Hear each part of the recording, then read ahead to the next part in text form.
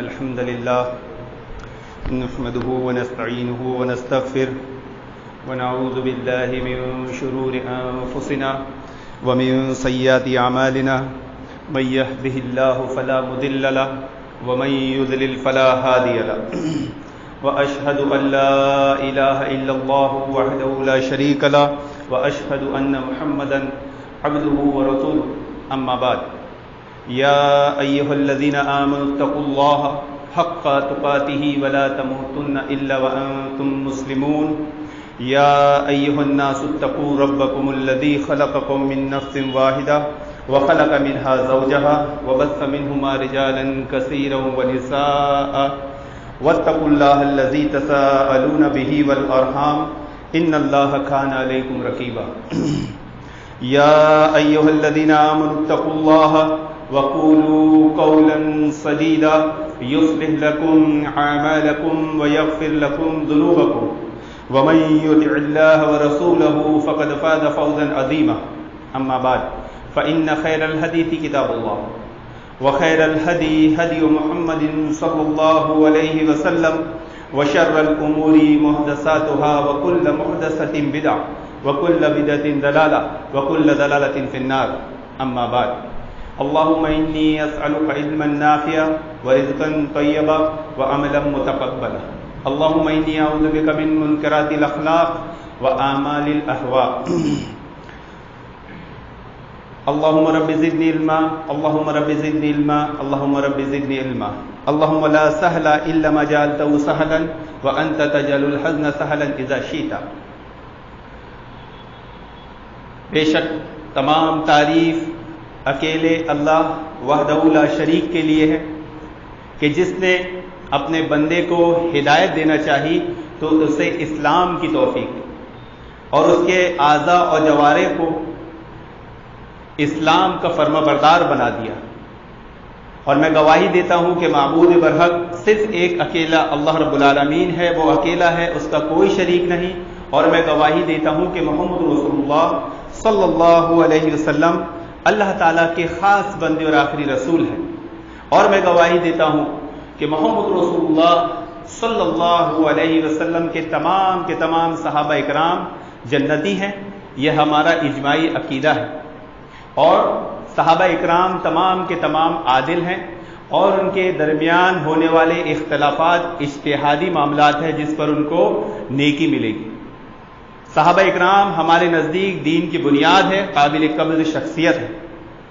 بے پناہ درود و سلام اللہ کے نبی صلی اللہ علیہ وسلم اور آپ کے اصحاب پر.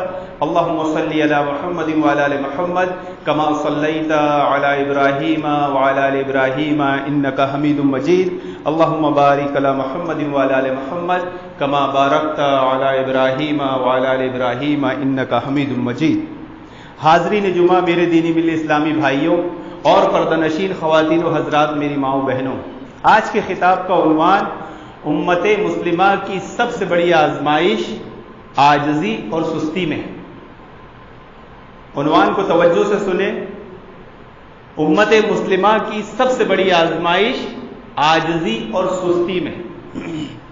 ہم نے آیت کریمہ سنی ہوگی، ما اصابک من حسنۃ فمن اللہ وما اصابک من سیئۃ فمن نفسک وارسلناک للناس رسولا وکفی باللہ شہیدا. اور تمہیں جو بھی بھلائی پہنچتی ہے وہ اللہ رب العالمین ہی کی طرف سے ہے، اور جو تکلیف جو پریشانی تم پر آتی ہے وہ تمہارے عملوں کی کرتوت. اور محمد رسول اللہ صلی اللہ علیہ وسلم تو پیغام پہنچانے والے ہیں، خبردار کرنے والے ہیں، اور اس پر اللہ رب العالمین گواہ کافی. دیکھیے بہت ہی پیاری آیت کریمہ، اس میں چیلنج ہے. ہم گواہ کے طور پر کن کو کھڑا کرتے ہیں، اور اللہ رب العالمین نے کیا کہا؟ گواہ کے طور پر میں ہی کافی ہوں کہ محمد رسول اللہ صلی اللہ علیہ وسلم پیغمبر ہے، پیغام پہنچانے والے. آج کل یہ جو نیا فتنہ چل رہا ہے نا، ایکس مسلم ایکس ساحل، ایسے لوگوں سے گفتگو کرنے کے لیے، ایسے لوگوں سے چیلنج کا جواب دینے کے لیے اس طرح کی آیت کریمہ مسلمانوں کو معلوم ہونا چاہیے، لیکن معلوم کیوں نہیں ہے؟ سستی. کون سیکھے؟ یا پھر ہم نہیں سیکھ سکتے، عاجز ہو کر بیٹھ گئے. کیا ہوگا؟ اب یہاں پر اللہ رب العالمین نے جو بات کہی ہے کہ وما اصابک من سیئۃ فمن نفسک، تم پر جو تکلیف پہنچتی ہے، جو مصیبت آتی ہے، تمہارے عملوں کی کرتوت ہے. تو اس میں جو اعمال ہمارے ہیں وہ معصیت ہے، گناہ ہے. اب ان اعمالوں کے ہونے کی وجوہات میں سے اگر کوئی وجہ دیکھی جائے گی تو ایک بڑی وجہ کیا ملے گی؟ عاجزی اور سستی. بعض لوگ سمجھ رہے کہ نہیں ایسا نہیں، امت کی آزمائش تو دوسری چیزوں میں بھی ہے. دین کا کوئی بھی مسئلہ آپ اٹھا لیجیے، اس پر آپ کو ہر دفعہ آزمائش نہیں آئے گی، لیکن ایک مسئلہ دین کا ایسا ہے جس میں 24 گھنٹوں آپ کو آزمائش آتی ہے. کون سا مسئلہ ہے وہ؟ پڑھتے ہیں قرآن، فویل للمصلین پڑھتے ہیں نا. سستی، ویل ہے ان نمازیوں پر جو نماز میں سستی کرتے ہیں. زندگی کا کوئی بھی مسئلہ کیا روز آتا ہے؟ آپ کے پاس جب مال آئے گا تب آپ کی آزمائش آئے گی کہ آپ حج کرتے ہیں، آپ زکوٰۃ دیتے ہیں کہ نہیں. آپ کے پاس کبھی قوت، طاقت، اقتدار آئے گا تو آپ پر آزمائش آئے گی کہ آپ جہاد کرتے ہیں کہ نہیں. روز تو نہیں آتی، لیکن جب سے آپ بالغ ہوئے ہیں مرنے تک 5 وقت کی نماز آپ پہ فرض ہے کہ نہیں ہے؟ 5 وقت آپ کی آزمائش ہو رہی ہے کہ نہیں؟ فجر میں سو رہے ہیں، نہیں اٹھے تو سستی ہے. عشاء میں تاخیر کر رہے ہیں، نہیں آئے تو سستی ہے. دن میں بزنس میں بزی ہے، کام دھندے تجارت معاملات میں بزی ہے، نماز میں حاضر نہیں ہو رہے، تو وجہ کیا نکل؟ تو سب سے بڑی آزمائش امت کی کس میں ہے؟ عاجزی اور سستی میں. اور یہ پوری کائنات آپ دیکھ لو، جیسے انسان کو توڑنے پر لگی ہے، اسے نا امید اور مایوس کرنے پر لگی ہے. اور یہ اسلام کی خوبصورت تعلیمات ہے جو آپ کو حوصلہ، ہمت اور امید دینے میں لگی. کیا فرماتے اللہ کے نبی صلی اللہ علیہ وسلم کہ قال حدثنا ابو بکر بن ابی شیبہ وابن نمیر قال حدثنا عبداللہ بن ادریس عن ربیعہ بن عثمان عن محمد بن یحیی بن حبان عن العارج عن ابی ہریرہ رضی اللہ عنہ قال قال رسول اللہ صلی اللہ علیہ وسلم المؤمن القوی خیر احب الی اللہ من المؤمن الضعیف وفی کل خیر احرص علی ما ينفعک واستعن باللہ ولا تعجز وَإِنْ أَصَابَكَ شَيْءٌ فَلَا تَقُلْ لَوْ أَنِّي فَعَلْتُ كَانَ كَذَا وَكَذَا وَلَكِنْ قُلْ قَدْرُ اللَّهِ وَمَا شَاءَ فَعَلَ فَإِنْ لَوْ تَفْتَحُ عَمَلَ الشَّيْطَانِ. صحیح مسلم کی روایت، اتنی حکمتوں بھری یہ روایت ہے کہ اس روایت میں جو بات اللہ کے نبی صلی اللہ علیہ وسلم نے کہی ہے، اگر امت مسلمہ اس کو اپنی عملی زندگی میں لے آئے تو وہ اسی طرح عروج پا سکتی ہے جیسے ہماری اولین صف صحابہ اکرام کی جماعت، نبی کریم صلی اللہ علیہ وسلم کے تربیت یافتہ صحابہ اکرام کی جماعت عروج پائی. کیا فرمایا اللہ کے نبی نے؟ المومن القوی خیر احب الی اللہ ومن مومن الضعیف، کہ اللہ رب العالمین کو طاقتور مومن پسند ہے بنسبت ضعیف مومن کے، کمزور مومن کے. وفی کل خیر، حالانکہ دونوں میں خیر ہے، دونوں میں بھلائی ہے. یہاں طاقتور سے مراد کیا ہے؟ کیا وہ جسمانی اعتبار سے طاقتور ہونا چاہیے؟ طاقتور ہو اچھی بات، جسمانی اعتبار سے بھی طاقتور ہونا چاہیے، چست تندرست رہنا چاہیے. جو آدمی سست نہیں رہے گا وہ چست رہے گا، پھرتیلا رہے گا. جو آدمی سست رہتا ہے وہ طاقتور ہو سکتا ہے؟ نہیں. جسمانی اعتبار سے بھی اور کتاب و سنت کے اعتبار سے بھی کہ مومن وہ ہے، اس میں آگے جو بات آئے گی بتائی گئی ہے، جو ان چیزوں پر عمل کرے گا تو طاقتور بنے گا. اب طاقت تو ہم میں اتنی آ گئی لیکن فجر کی نماز میں چادر ہم سے نہیں اٹھتی. ایسا مومن اللہ تعالیٰ کو پسند ہے؟ خلافت کا مسئلہ، یہ دیکھیے یہ حدیث مبارکہ بہت سارے مسائل کو حل کرتی ہے. خلافت کا مسئلہ سریعام ابھی زیر بحث ہے. بنو امیہ نے ایسا کیا، اہل بیت کے خلاف ایسا کیا، سنے ہوں گے.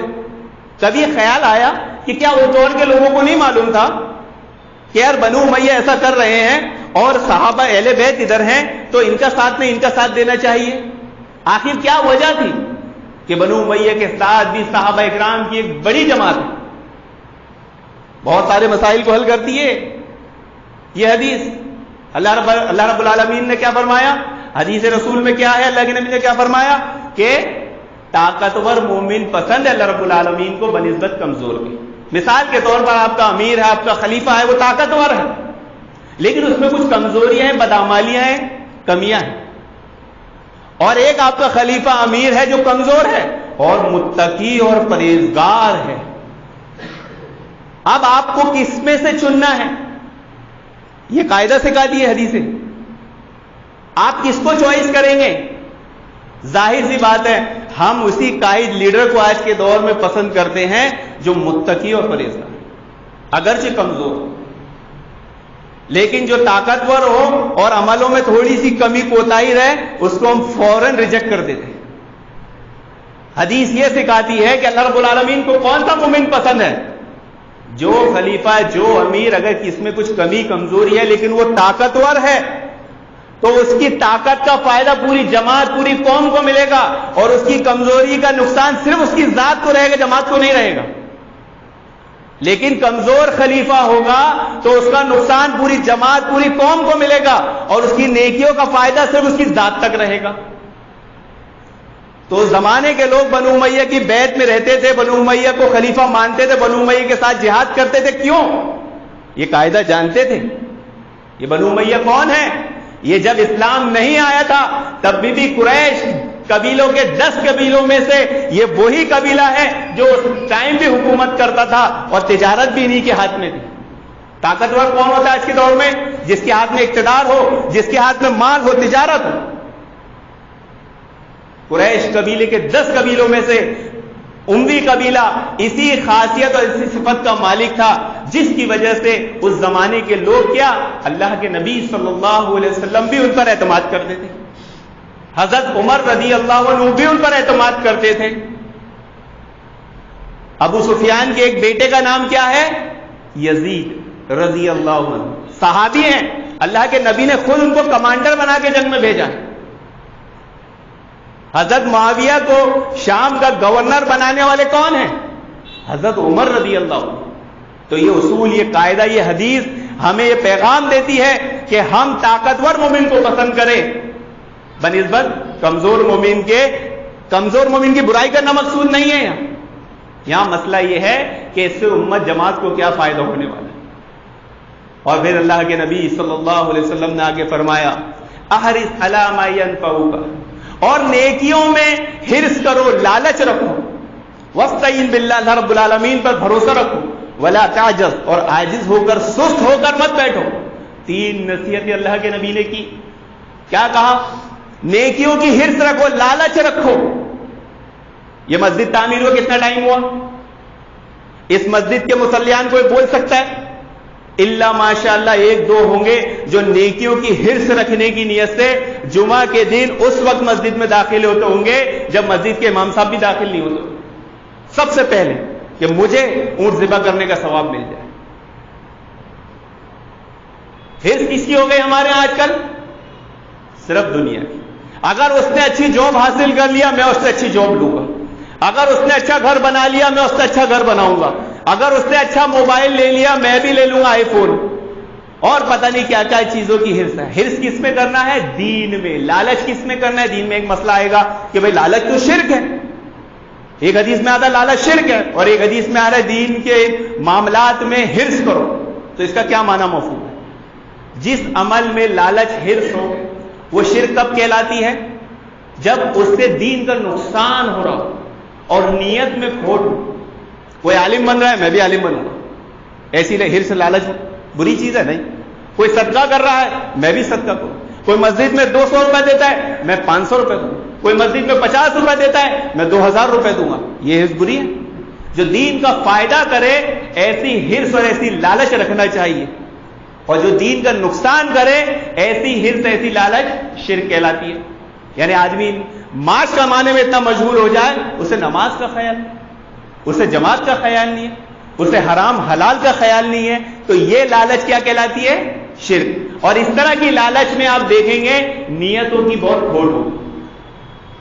اور جس حرص کی اللہ کے نبی نے تعلیم دی ہے اس میں آپ دیکھیں گے بندے کی نیت میں اخلاص ہو، نیک نیتی ہو. پھر کیا کہا؟ اللہ رب العالمین پر بھروسہ کرو اور سست اور عاجز ہو کر مت بیٹھو. دیکھیے اللہ کے نبی صلی اللہ علیہ وسلم کو معلوم ہے نا. جو لوگ بولتے ہیں اللہ کے نبی کو علم غیب تھا ہے نا, تو وہ حدیث نہیں سمجھتے کیا کہ سست اور عاجز ہو کر نہیں بیٹھنا ہے. آج امت مسلمہ کا یہ حال ہے, عاجز اور سست ہو کر بیٹھے ہوئے, ہاتھ پہ ہاتھ دھر کر بیٹھے ہیں. ہم سے کچھ نہیں ہوگا, ہم کچھ نہیں کر سکتے. یہ دین سکھاتا ہے نہیں. اسلام تو آپ کو دینی تعلیمات تو آپ کو سکھاتی ہے کبھی ہمت مت مارو, ہمیشہ چست اور تندرست رہو, حوصلہ رکھو, نا امید مت ہو. اور پھر اللہ کے نبی صلی اللہ علیہ وسلم نے فرمایا وَإِنْ أَصَابَكَ شَيْءٌ فَلَا تَقُلْ لَوْ أَنِّي فَعَلْتُ كَانَ كَذَا وَكَذَا. اور کبھی کچھ ایسا معاملہ ہو جائے, نقصان ہو جائے, تو کبھی یہ مت کہو میں ایسا کرتا تو ایسا ہو جاتا اور میں ایسا کرتا تو ایسا نہیں ہوتا, بلکہ یہ کہو وَلَكِنْ قُلْ قدر اللہ وما شاء, کہ اللہ تعالیٰ کی تقدیر ہے, اللہ رب العالمین نے جو چاہا وہ کیا. فعلا فإن لو تفتحوا عمل الشیطان, اور لو لفظ سے بچو, اگر لفظ سے بچو, کیونکہ شیطان کا کام کہاں سے شروع ہوتا ہے؟ اگر سے.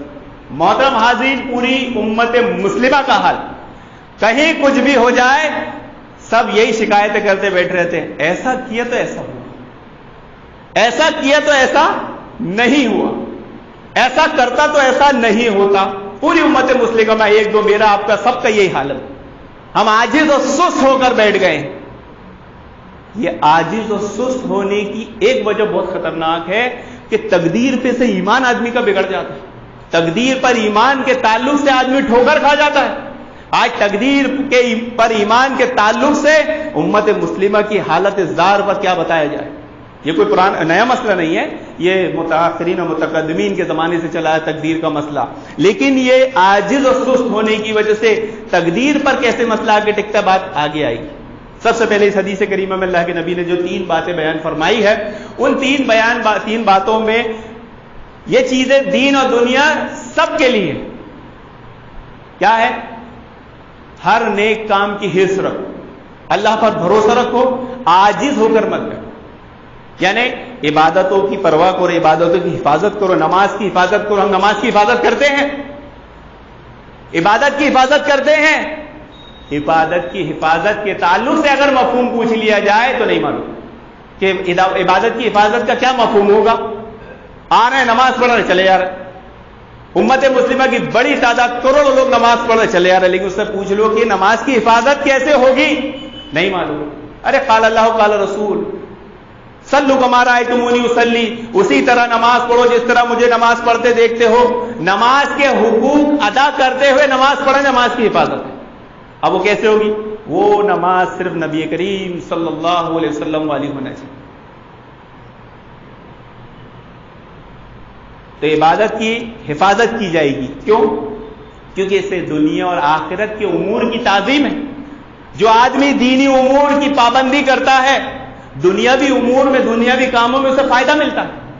مثال کے طور پر آپ کو اگر اختیار دیا جائے کہ کسی کو بڑا بناؤ, کسی کو ایسا بناؤ جو آپ کے یہاں شادی بیاہ میں بڑا بن جائے, آپ کی میت جنازے میں بڑا بن جائے, آپ کی جماعت قوم میں بڑا بن جائے, آپ کس کو آگے کریں گے؟ جس کے دینی معاملات صحیح, جس کا دین درست ہوگا, اسی کو آگے کیا جاتا ہے, اسی کو بڑا بنایا جاتا ہے. اس لیے اللہ کے نبی صلی اللہ علیہ وسلم ایک دعا کیا کرتے. کیا دعا تھی وہ؟ اللہم اصلح لی دینی الذی ہوا عصمت امری, اے اللہ میرے دین کو درست کر دے, میرے دین کو درست کر دے جس میں میرے کاموں کی حفاظت ہے, جو میرے کاموں کی حفاظت کا ضامن ہے. وَأَصْلِحْ لِي دُنْيَايَ الَّتِي فِيهَا مَعَاشِي, اور میری دنیا کو درست کر دے جس میں میری روزی ہے. وَأَصْلِحْ لِي آخِرَتِي الَّتِي فِيهَا مَعَادِي, اور میری آخرت کو درست کر دے جو میری منزل ہے. وَاجْعَلْ حَيَاتَ زِيَادَةً لِي فِي كُلِّ خَيْرٍ, اور میری زندگی کو میری بھلائیوں میں اضافے کا سبب بنا. وَاجْعَلْ مَوْتَ رَاحَةً لِي مِن كُلِّ شَرٍ, اور میری موت کو ہر شر سے بچنے کا سبب بنا دے. اتنی جامع دعا ہے اللہ کے نبی صلی اللہ علیہ وسلم کی سکھائی ہوئی. ہم نہیں پڑھتے ہیں, ہمیں نہیں آتی ہے. اس کی اصل وجہ کیا ہے؟ سستی. سیکھنے کی کبھی کوشش کی ہے؟ نہیں.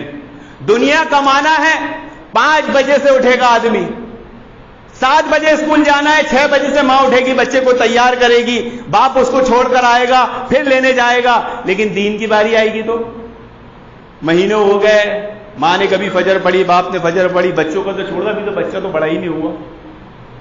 ہر مسئلے کی علت کی وجہ کیا ہے؟ سستی. اللہ رب العالمین نے ایسے لوگوں کی تعریف فرمائی ہے جو کہتے ہیں ربنا آتینا فی الدنیا حسنہ وفی الآخرۃ حسنہ وقنا عذاب النار. اے اللہ ہمیں دنیا میں بھی بھلائی دے اور آخرت میں بھی بھلائی دے, اور ہمیں جہنم کے عذاب سے بچا. تو دینی اور دنیاوی امور کی حفاظت ہر انسان, ہر مسلمان کے لیے ضروری ہے, کیونکہ اسی میں اس کی بھلائی ہے. سستی کا انجام کیا ہے؟ محرومی. جو لوگ نیکیوں میں سستی کرتے ہیں, یعنی کاہل آدمی نیکیوں کی سعادت نہیں پاتا. کاہل آدمی سب سے پہلے کیا چیز محروم, کس چیز سے محروم ہوتا ہے؟ نیکی سے. اگر فجر میں سوتا رہ گیا تو نیکی چلی گئی. جماعت کا اہتمام نہیں کیا تو, یہ مسئلہ ایسا ہے نماز کا, یہ روز 5 وقت آپ پر آتا ہے, باقی مسائل آپ پر روز نہیں آئیں گے. لیکن مسئلہ نماز کا مثال کے طور پر بات سمجھائی جا رہی ہے کہ اگر یہیں آدمی سستی کر لے گا تو پھر چست تندرست کہاں ہوگا. اسی لیے مسئلہ پھر سے سن لیجئے, امت مسلمہ کی سب سے بڑی آزمائش نقصان دائق چیزوں میں اگر کسی میں ہے تو وہ عاجزی اور سستی میں ہے. لوگوں نے عاجزی کو تقدیر, لوگوں نے عاجزی کو توکل اور بدکاری کو تقدیر بنا رکھا ہے. مثال کے طور پر کسی کو آپ دعوت تبلیغ کر دے, آؤ نماز کی طرف, آؤ قرآن کی طرف, آؤ کتاب و سنت کی طرف, فوراً کہہ دیتے ہیں اللہ چاہتا تو ہوتا, اللہ چاہتا تو ہوتا. یعنی وہ اللہ رب العالمین کی نافرمانی کر کے قدریہ بن گیا, اور اللہ رب العالمین کی معصیت کے کاموں کو کر کے وہ کیا گیا؟ جبریہ بن گیا. یہ 2 گروہ وجود میں آئے تھے. کون سے؟ قدریہ اور جبریہ, جنہوں نے تقدیر کے مسئلے میں اختلاف کیا. تقدیر کا مسئلہ تھوڑا ٹیڑھا ہے, اس پر زیادہ بحث نہیں کرنا چاہیے, ورنہ انسان بہت جلدی گمراہ ہوتا ہے, اور عامی تو بہت جلدی ہوگا. بڑے بڑے عالم اس میں ٹھوکریں کھا جاتے ہیں, بڑے بڑے عالم اس میں ٹھوکر کھائے ہیں, اور میں نے اپنی آنکھوں سے دیکھا ہوں, اور میں نے خود ان کی الحمدللہ اصلاح کی. تقدیر کے مسئلے میں الجھنے کا نہیں, تقدیر کے مسئلے میں اتنا کہہ دینے کا. کیا اچھی بری تقدیر اللہ رب العالمین کی طرف سے, والقدر خیری و شر. کوئی پوچھے تقدیر کا مسئلہ, اتنا کہہ دیتے. لیکن تقدیر کے مسئلے کو سمجھنا بھی ضروری. بعض لوگ تقدیر کو دلیل بناتے ہیں, تقدیر دلیل نہیں بنتی. عاجز اور سست لوگ تقدیر کو دلیل بناتے ہیں. اللہ رب العالمین کی وہاں تقدیر دلیل نہیں بنے گی, رد کر دی جائے گی, کیونکہ اس پر ہماری عبادات حرام و حلال کا دار و مدار ہے. لوگ اس کو تقدیر کو دلیل بناتے ہیں. اس لیے اللہ رب العالمین نے عاجز ہو کر, سست ہو کر بیٹھے رہنے سے منع فرمایا. اللہ رب العالمین ناپسند کرتا ہے. یا ایھا الذین آمنوا خذوا, اے ایمان والو اپنی حفاظت کے لیے سامان جمع کر لو. وَأَعِدُّ لَهُمْ مَنِ اسْتَطَعْتُم مِّن قُوَّةٍ, اور خوب طاقت جمع کر لو, خوب حفاظت کا انتظام کر لو. اللہ تعالیٰ قرآن میں حکم دے رہے ہیں, ہم کر رہے ہیں. ہم دوسری چیزیں جانے تو محترم حضرین, ہم اپنی عبادتوں کے تعلق سے حفاظت کا انتظام نہیں کرتے. شیطان کی شر اور اس سے بچنے کے لیے شیطان انسان پر صبح شام کتنے حملے کرتا ہے؟ کسی کو معلوم؟ نہیں معلوم. صبح و شام شیطان کیا کرتا ہے؟ انسان پر 8 تیر چھوڑتا ہے صبح و شام. کوئی انسان اس سے محفوظ نہیں ہے. اور یہ حدیث پاک میں جو بات بتائی گئی ہے, یہ 8 تیر شیطان چھوڑتا ہے. آپ مشاہدہ کر لیجیے, پوری امت مسلمہ انہی 8 تیروں کا شکار ہے. ایک صحابی رسول مسجد میں آگے بیٹھے ہیں, نماز کا ٹائم نہیں ہے. اللہ کے نبی صلی اللہ علیہ وسلم نے پوچھا نماز کا وقت نہیں ہے, بیٹھے ہو, کیا مسئلہ؟ اللہ کے نبی قرض سے پریشان ہوئے تو تعلق کس سے جوڑا؟ کس سے جوڑا؟ مسجد سے. غمی میں وہ تعلق کس سے جڑتا ہے؟ مسجد سے. خوشی میں تعلق کس سے جڑتا ہے؟ مسجد سے. آج ہمارا معاملہ الٹا ہے. ہمارے گھر میں شادی ہے تو سب سے پہلے تعلق کس سے ٹوٹے گا؟ مسجد سے. سب سے پہلے کم کیا ہوگی؟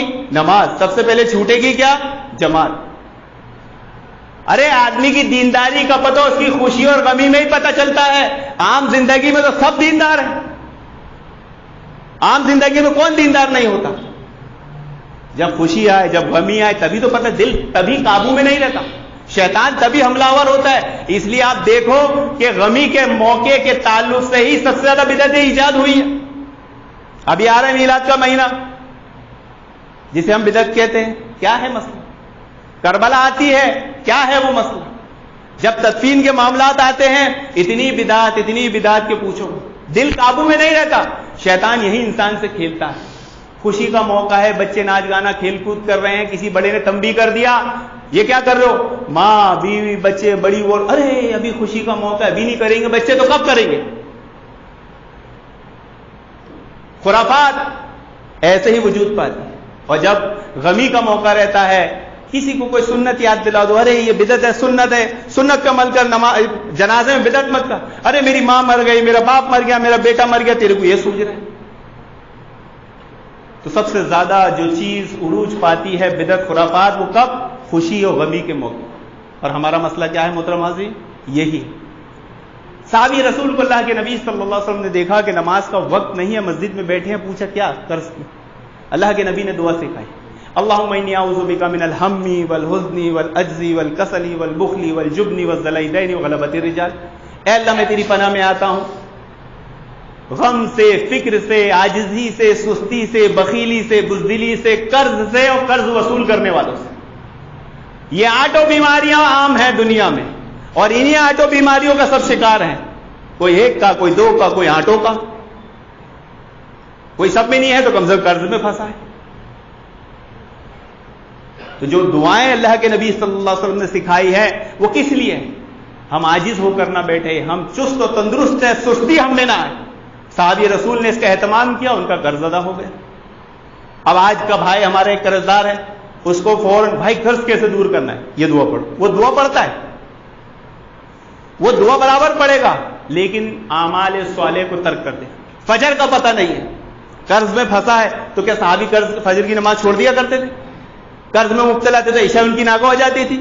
یا بہت زیادہ مصروف تھے تو نماز جماعت چھوٹ جاتی تھی؟ نہیں. اعمال صالح کے ساتھ ان دعاؤں کا اہتمام کرنا، یہ آدمی کی عاجزی اور سستی کو دور کرے گی. تو محترم حاضرین، یہ مسئلہ تقدیر کا مسئلہ ہے. آپ دیکھیے اللہ کے نبی صلی اللہ علیہ وسلم جب میدان جنگ میں جاتے تھے، آپ کی آنکھ پر 2 زرہ ہوتی تھی. کتنی؟ 2. جبکہ آپ کی حفاظت کا وعدہ کس نے کیا؟ اللہ رب العالمین.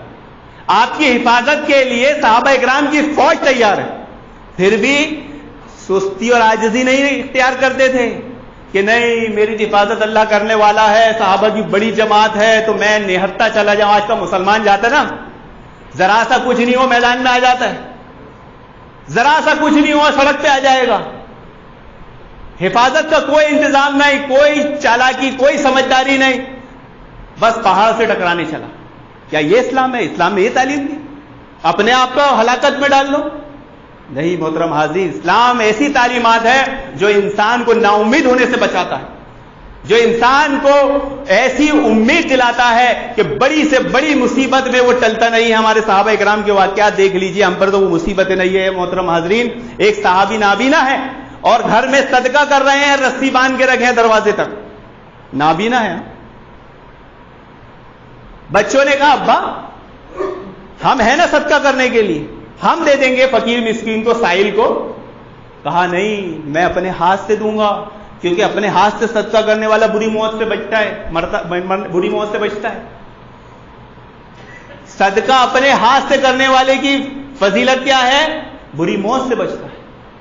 نابینا صحابی اپنے گھر سے دروازے تک رسی باندھے ہیں. کوئی ساحل آتا ہے، سوال کرتا ہے، جاتا ہے، اس کو جو بھی کھجور، جو بھی استطاعت آدمی بھائی 1 روپے 50 پیسے 2 روپے ہو. یہ ساحلوں کا بڑا مسئلہ بھی ٹیڑھا گا، اس پہ بات چھڑ جائے گی، پورا خطبہ ختم ہو جائے گا. بڑا مسئلہ ہے ساحلوں کو دیا جائے نہ جائے. ساحل نہیں، آج کل بزنس تجارت ہے محترم حاصل. ساحل پہلے ہوا کرتے تھے، یتیم مسکین فقیر پہلے ہوا کرتے تھے، جو ہمارے بڑے بزرگ یہاں بیٹھے انہیں دیکھے ہوں گے. وہ صرف کھانا مانگتے تھے، ان کو پہلے کھانا دیا جاتا تھا. ہر گھر سے کچھ نہیں تو 1 روٹی دے دی جاتی تھی. اگر رات میں کھچڑی بنی تو تھوڑی سی کھچڑی دے دی جاتی تھی. اور یہ واقعی ضرورت مند آدمی ہی کرے گا. کیونکہ اگر آدمی کھانا لے گا کتنی دیر رکھے گا، اس رات میں کھائے گا، صبح کھائے گا، اس کے بعد خراب ہو جائے گا، تو زیادہ مانگے گا بھی نہیں. وہ کتنی دیر کا مانگے گا؟ 2 ٹائم کا. 2 ٹائم کا ہو گیا پھر وہ گھر چلا جائے گا، ورنہ بوجھ اٹھا کے کون گھومے گا؟ یہ 50 کلو کی تھیلی کوئی گھومے گا نہیں. آج کل تو کیش آ گیا، بھرے جاؤ اکاؤنٹ، پتہ ہی نہیں چل رہا ہے، ATM کارڈ بن جائے گا، پتہ ہی نہیں چلے گا. پہلے فقیر فقراء کو آپ دیکھیں گے مانگنے کے بعد ان کا تعلق تلاوت قرآن عبادات سے تھا. آج کا فقیر مسجد کے گیٹ پر بیٹھا رہتا ہے، نماز کی توفیق نہیں ہوتی. عورتوں کا جھنڈ مسجد کے گیٹ پر بیٹھا رہتا ہے. خیر وہ تو ان کا مسئلہ ہے کہ ان کو مسجد میں عورتوں کو آنے ہی نہیں دیا جاتا، لیکن اگر آنے بھی دیا جاتا تو وہ کون سی نماز پڑھنے والی؟ تو یہ مسئلہ سستی اور عاجزی کا جا کر ٹکتا کس پر ہے؟ تقدیر پر. کیسے ٹکتا ہے؟ اللہ کے نبی صلی اللہ علیہ وسلم جب بیمار ہوتے علاج کراتے تھے، صحابہ اکرام جب بیمار ہوتے آپ علاج کا حکم دیتے تھے. معلوم ہوا کہ اللہ کے نبی کے جو بھی احکام ہے، جو چیزیں آپ نے مقرر کی، وہ سب دین ہے اور سب پر عمل کرنا، اطاعت کرنا ضروری ہے. یہ تینوں چیزیں، احرص علی ما ینفعک واستعین باللہ ولا تعجز، نیکیوں کی حرص رکھو، اللہ پر بھروسہ رکھو اور عاجز ہو کر مت بیٹھو. یہ انبیاء اور علماء کا دین ہے، اسی پر انہوں نے عمل کیا ہے. وہ تقدیر پر ایمان رکھتے تھے، لیکن اللہ رب العالمین کے حکم کو، اس کے امر کو سب پر مقدم رکھتے تھے. آج تقدیر پر ایمان کا مسئلہ بڑا بگڑا ہوا ہے. حضرت عمر رضی اللہ عنہ صحابہ اکرام کے ساتھ اپنے ایک شہر میں داخل ہوئے. وہاں طاعون پلیگ پھیلا تھا. آپ اپنے صحابیوں کو ساتھ لے کے نکلنے لگے. ابو عبیدہ رضی اللہ عنہ نے کہا، اے عمر رضی اللہ عنہ، کیا آپ تقدیر سے بھاگ رہے ہیں؟ حضرت عمر نے کہا، ہاں، میں تقدیر سے بھاگ کر تقدیر کی طرف جا رہا ہوں. تو ہمارے اسلاف کیا کرتے تھے؟ تقدیر سے تقدیر کو بدلتے تھے. ایک جملہ عام ہے معاشرے میں، سب کو معلوم ہوگا. کون سی چیز تقدیر بدلتی ہے؟ دعا. لیکن دعا یاد نہیں. سب کو معلوم ہے دعا تقدیر بدلتی ہے، صبح شام کی دعا یاد نہیں. دشمن چاروں طرف سے امت مسلمہ پر ٹوٹے پڑے ہوئے ہیں، دشمن سے بچنے کی دعا یاد نہیں. کتنے عاجز و سست ہو کر ہم بیٹھے ہیں. موت ہمیں معلوم ہے تقدیر سے تقدیر کو بدلا جا سکتا ہے. اور تقدیر کیا ہے؟ کم سے کم ہم آج سے ہی یہ کوشش کریں کہ ہم وہ ساری دعائیں خود بھی یاد کریں اور اپنے بچوں اہل ویل کو بھی یاد کرائیں، معاشرے سماج میں اس کا عام بنائیں. دعا مومن کا ہتھیار ہے. اس لیے اہل علم کہتے ہیں کہ تقدیر کام کرنے سے نہیں روکتی. یہ مت بول دینا شاید میری تقدیر میں تھا کہ میں دعا یاد نہیں کروں. یہ مت بول دینا. تقدیر یاد کرنے سے نہیں روکتی. تقدیر پر بھروسہ کر کے مت بیٹھو. تقدیر کو دلیل مت بناؤ. کب تک؟ جب تک آدمی 100% کوشش نہ کر لے. اور پھر اس کے بعد اگر اس نے کوشش کر لیا ہے اور اللہ رب العالمین کا حکم غالب آ گیا اس پر، یعنی وہ کرنا کچھ اور چاہ رہا تھا، پوری کوشش اس نے کیا، وہ جانتا ہے اس کی کوشش کو وہ بہتر، اور پھر اس کے خلاف کوئی کام ہو گیا تو پھر وہ آدمی اپنے اوپر ملامت کرے گا؟ نہیں کرے گا. ملامت کب کرتا ہے؟ جب اسے معلوم ہوتا ہے کہ میرے سے غلطی ہوئی. بہت مسائل ہوتے ہیں تقدیر کے مسئلے میں. ہمارے ایک دوست کا واقعہ ہے، اس کی والدہ کا انتقال ہوا، سالوں محنت کی اور سالوں ماں کی خدمت کیا، بیمار ماں تھی، خوب علاج کرایا، خوب پیسہ خرچہ کیا. عاجزی اور سستی کا کتنا خطرناک رزلٹ آتا ہے محترم حاضرین. وہ بریلوی خاندان میں ایک ہی اہل حدیث تھا، سب سے لڑتا تھا، ماں کی خوب خدمت کرتا تھا. ایک دن اس کو عاجزی اور سستی آئی، رات میں لیٹ کام پہ سے جاب پہ سے آیا، سویا، صبح اٹھا، ماں نے کہا میری طبیعت خراب ہو رہی ہے. وہ تو معمول تھا روز کا. ہم دیکھتے ہیں ایسے بزرگ ہوتے ہیں جو سالوں بیمار رہتے ہیں، تو کبھی اپنا لے جانے میں آدھا گھنٹہ 1 گھنٹہ، 8 بجے لے جانے کے بجائے اس نے 10 بجے لے کے گیا. جیسے ہاسپٹل گیا آدھے گھنٹے میں طبیعت بگڑی، انتقال ہو. ڈاکٹروں کا کام ہے، آدھا گھنٹہ پہلے لے آتے تو بچ جاتا. ارے ایکسیڈنٹ تو 5 منٹ پہلے ہوا، آدھا گھنٹہ پہلے کیا خود مار کے لاتے؟ ہاں، ابھی ڈاکٹر ایسا شوشے چھوڑ دیتے، اور وہ بدعتی خاندان وہاں یہ شوشہ چھوڑ دیے، جلدی آ جاتے، ہو جاتا، پورا شور مچا دیا، اپنی ماں کو مار ڈالا. ایک ذرا سی سستی نے اس کی سالوں کی محنت پر پانی پھیر دی. آپ خود اپنی زندگی کا مشاہدہ کریں. آپ نے زندگی میں جن جن کاموں میں ترقی اور کامیابی حاصل کی ہے، آپ وہاں سست نہیں ہوں گے، عاجزی اختیار کر کے نہیں بیٹھے ہوں گے، 100% کوشش کیے ہوں گے. اور جہاں آپ کو ناکامی کا منہ دیکھنا پڑا ہوگا، وہاں پر آپ خود غور کر لیں گے کہ آپ نے کہیں نہ کہیں سستی اختیار کی. کیونکہ امت مسلمہ کی سب سے بڑی آزمائش عاجزی اور سستی میں. اسی لیے اللہ کے نبی نے فرمایا کبھی یہ نہ کہو وَإِنَّ أَصَابَكَ شَيْءٌ فَلَا تَقُلْ لَوْ أَنِّي فَعَلْتُ كَانَ كَذَا وَكَذَا، کہ اگر میں ایسا کرتا تو ایسا ہو جاتا. یہ مذموم قول ہے، بہت برا قول ہے، بہت غلط بات ہے. تقدیر کے منکر لوگ اس طرح کی بات کہتے ہیں، عاجز اور سست لوگ کہتے ہیں. بلکہ کہو وَلَكِنْ قُلْ قَدْرُ اللَّهِ وَمَا شَاءَ، جو چاہا اللہ رب العالمین نے کیا، اللہ رب العالمین کی تقدیر ہے. یعنی جو سمجھدار آدمی ہوتا ہے، عقل مند آدمی ہوتا ہے، وہ اپنے کام کو بڑی چالاکی ہوشیاری سے اچھے انداز میں کرتا ہے. آپ نے اپنی زندگی میں کیے ہوں گے. جو بچے سکسیس پاتے ہیں ان کی لائف سٹائل اٹھا کر دیکھیے تو کیا ملتا ہے؟ بہت محنت کی، دن رات جاگے ہیں، لائٹوں کے نیچے روڈوں پر بیٹھ کر پڑھے ہیں، سستی عاجزی اختیار کیے تھے؟ نہیں. لیکن آج ہمارے پاس سب کچھ ہے، مسجد ہے، پنکھے ہیں، اے سی ہے، کولر ہے. رمضان چھوڑ کے کبھی قرآن کھول کے تلاوت کرنے کی ہمیں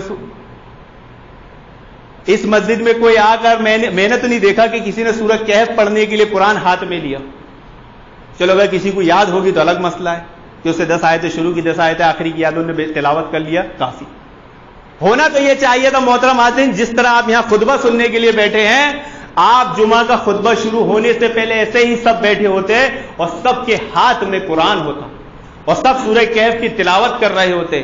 یہ ہے منہج سلف، یہ ہے امت مسلمہ، یہ ہے مسلمانوں کی پہچان.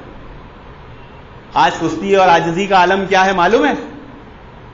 کہ امام صاحب اگر جمعہ کی اذان دیں گے تو گھروں میں لوگوں کو پتہ چلتا ہے کہ اب تو نہانے کا ٹائم ہوا ہے. صحیح بات ہے نا؟ جمعہ کی اذان تک بیٹھے رہتے ہیں، اذان کی آواز ہے چلو نہانے چلو. کیوں؟ کیونکہ بیچاروں کے وہاں تو مسئلہ کیا ہے کہ عربی میں جو پڑھا جاتا ہے وہ خطبہ ہے اور جو اردو میں دیا جاتا ہے وہ تو خطاب ہے. تو کیا سننا تو فرض، خطبہ واجب عربی والا ہے. ابھی تو اس کو آدھا پونا گھنٹہ ہے، تو امام صاحب مؤذن صاحب جب مسجد میں اذان دیتے ہیں لوگ نہانے جاتے ہیں. امت مسلمہ کی بڑی اکثریت کا یہ حال ہے. اور صرف نہانے نہیں جاتے ہیں، مساجدوں کے باہر کھڑے رہتے ہیں، امام صاحب کا خطبہ چل رہا ہوتا سنتے رہتے ہیں، لیکن جب عربی خطبہ پڑھتے ہیں تب مسجد میں داخل. آج سستی اور عاجزی کا یہ حال ہے. جو آدمی اپنے کام میں 100% دے گا، آپ دیکھ لیجئے اگر اس کے اس عمل کے خلاف کوئی بات آ گئی، یعنی اس نے جو عمل کیا اور اس نے پوری کوشش کیا نہیں مراد کو پا سکا، اس کے خلاف کوئی عمل ہو گیا تو تقدیر کس کام آتی ہے؟ تسلی کے طور پر. میں نے خوب علاج کرایا، میں نے خوب کوشش کی، اب زندگی اور موت کس کے ہاتھ میں ہے؟ اللہ رب العالمین. تو تقدیر تسلی کے طور پر استعمال ہوتی ہے، عاجزی اور سستی کے طور پر نہیں ہوتی. اگر آپ مشرکین کو دیکھیں گے جو غیر اللہ کو پکارتے ہیں کہ ان الذین تعبدون من دون اللہ لا یملکون لکم رزقا فاعبدوا، کہ جن لوگوں کو تم اللہ تعالیٰ کے سوا پکارتے ہو کیا وہ تمہاری روزی کے مالک ہیں؟ نہیں. روزی کا مالک کون ہے؟ اللہ رب العالمین. تو اس سے روزی مانگو. روزی کس سے مانگی جاتی ہے؟ اللہ کو چھوڑ کر غیر اللہ سے. اس کی وجہ کیا ہے؟ پیچھے چلے جائیے. عاجز ہو گئے، اللہ تعالیٰ سے نا امید ہو گئے، اللہ تعالیٰ ہماری نہیں سنتا، اللہ تعالیٰ تک ہماری نہیں پہنچتی. یہ جب تک نہیں سازش کریں گے نہیں، پھر اس پہ وجوہات میں جائیں گے تو ان کی زندگی میں آپ کو دین سیکھنے سکھانے کے معاملے میں صرف سستی ملے گی. پوری امت مسلمہ سستی عام ہے، صرف ایک مسئلے کو چھوڑ کر، شادی کا مسئلہ. شادی کی بات آئے گی کبھی سست نہیں ہوگا. وہاں سست ہو گیا تو پھر نسل آگے نہیں بڑھے گی، اس لیے وہاں کبھی سست نہیں ہوتا. وہاں ایک دم چست چوبند رہے گا اور ذرا سی بات ہوئی تو ہاں 4 کر سکتے ہیں. اچھا تو 12 مہینے میں 12 قرآن کیوں نہیں ختم کر سکتے؟ 1 مہینے میں 1 قرآن نہیں ختم کر سکتے کیا؟ میں تو 3 دن کا تو بول ہی نہیں رہا ہوں. کر سکتے نا؟ ایک بھی نہیں ہوتا. محترم حاضرین، اپنی بات میں آخری جملہ امام ابن تیمیہ کی بات بول کے ختم کروں گا، وقت ختم ہونے جا رہا ہے. امام ابن تیمیہ رحمہ اللہ فرماتے ہیں کہ توکل اسباب کے ساتھ مفید ہے، اور جو توکل کا دعویٰ کرے اور اسباب کو ترک کر دے اس کی عقل میں کمی ہے، اس کے دین میں کھوٹ ہے، وہ دین میں عیب نکالنے والا ہے. بعض لوگ ہیں آج دین کی بات آتی ہے نیٹ والا دین نہیں لینے کا، فون پہ نہیں لینے کا، وغیرہ وغیرہ بہت ساری جو اسباب ان کا انکار کرتے. انسان اسباب پر معمور کیا گیا ہے. اسباب کے بنا آپ کوئی چیز حاصل نہیں کر سکتے. تقدیر کو اگر بدلنا ہے آپ کو تو آپ کو اسباب کیا اختیار کرنا پڑے گا؟ دعا. دعا کیا ہے؟ سبب ہے نا. اگر آپ کے حالات صحیح نہیں ہیں اور آپ کو اپنی حالات درست کرنا ہے تو سبب اختیار کرنا پڑے گا. اور کوئی سبب اختیار نہیں کرے تو ہو سکتا ہے. اس لیے اللہ رب العالمین نے بعض ایسی بھی چیزیں ہیں جن کی تقدیر لکھ کر رکھی ہے، یعنی اس تقدیر میں لکھ دیا گیا ہے کہ تجھے یہ چیز صرف دعا سے ملے گی، تو اگر وہ دعا نہیں کرے گا اسے وہ چیز نہیں ملے گی. وہ سارے اعمال کر لے، وہ 5 وقت نمازی بن جائے، وہ جہاد کر لے، وہ میدان جنگ میں جا کے شہید ہو جائے، وہ خوب زکات صدقہ خیرات کر لے، وہ خوب حج کر لے، اسے وہ چیز ملنے والی نہیں ہے، کیونکہ اللہ رب العالمین نے اس شے کی تقدیر لکھ دی. اگر اس کی تقدیر میں لکھ دیا ہے جب تک یہ با جماعت 5 وقت کی نماز نہیں پڑھے گا اسے حلال روزی نصیب نہیں ہوگی. اگر وہ اس سبب کو چھوڑ کر کتنے نیک عمل کر لے اسے وہ روزی ملنے والی نہیں، اس کی روزی میں برکت ہونے والی نہیں ہے. تو امت مسلمہ کی سب سے بڑی آزمائش عاجزی اور سستی میں ہے. اللہ رب العالمین سے دعا کہ اللہ رب العالمین ہمیں عاجز اور سست ہونے سے بچائے. آمین یا رب العالمین. وآخر دعوانا الحمدللہ.